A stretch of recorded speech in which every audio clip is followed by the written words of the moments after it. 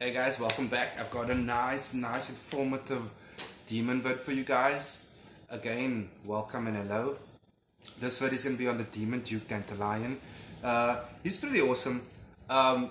He's actually pretty awesome. Like, I'm going to briefly chat about him, and then you make your own notes, and you can actually grow from there, from the little seeds I'll provide, right?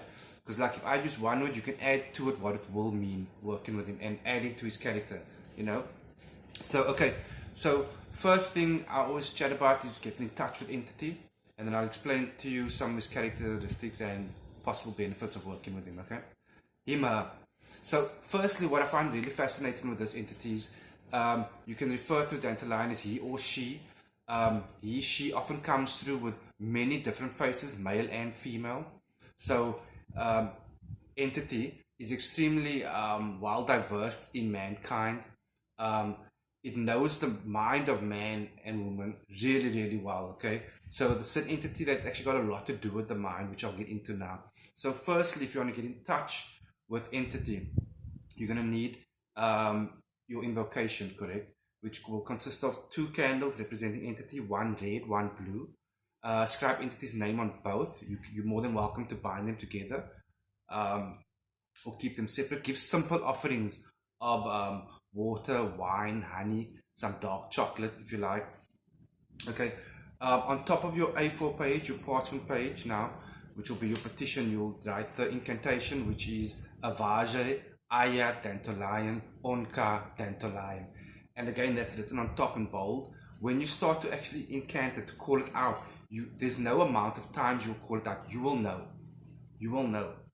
You will feel something. I normally feel something in the chest, like I've reached a plateau, a certain vibration. Thereafter, I'll carry on with my actual petition, which in written and verbal and mentally visualization wise will be of introduction, of welcome entity, and of showing extreme gratitude. And if you want, you can add in as well, calling forth for the patronage and friendship and some of the tasks you'd like help with. Or you could add that into a following invocation.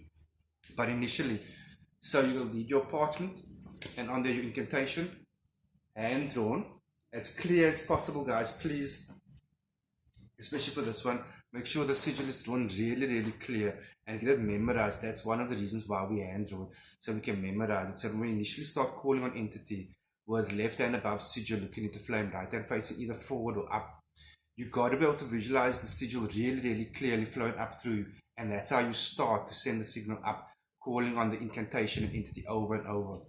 So underneath the incantation and around your sigil will be your words of introduction, welcoming, and gratitude.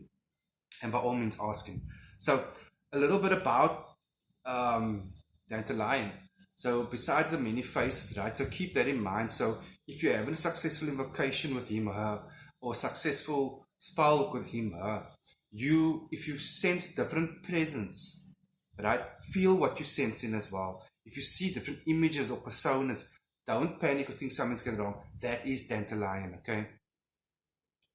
So she is great with astral projection. Therefore, if you are trying to enhance your spiritual growth and your mind, definitely call on Dantalion. You can be enhanced in that aspect greatly. Just to save my tongue from slipping all the time, I'm going to refer to Dantalion as he from now.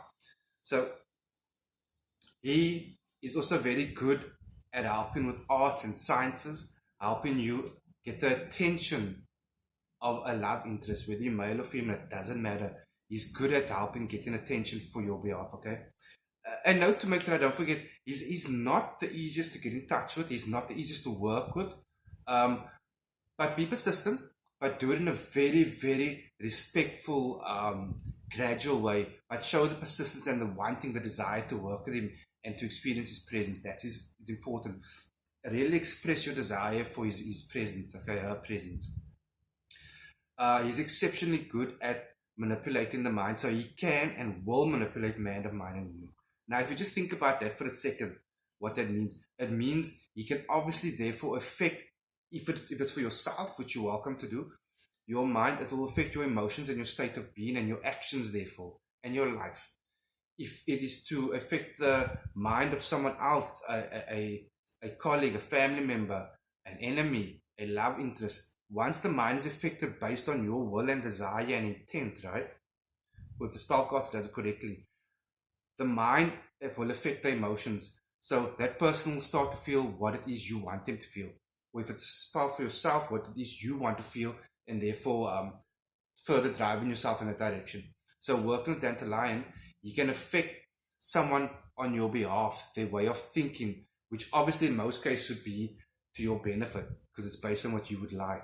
So it's very, very possible with Dantalion to have someone's thoughts and changed, their perspectives changed, especially if it's got to do with you, therefore affecting their emotion and their actions, which I'm assuming is to benefit you. Guys, I hope it made sense. I don't like to keep the vids going on long. Again, if you need any of my services, simply send me an email, ask away. I got your back. Be good.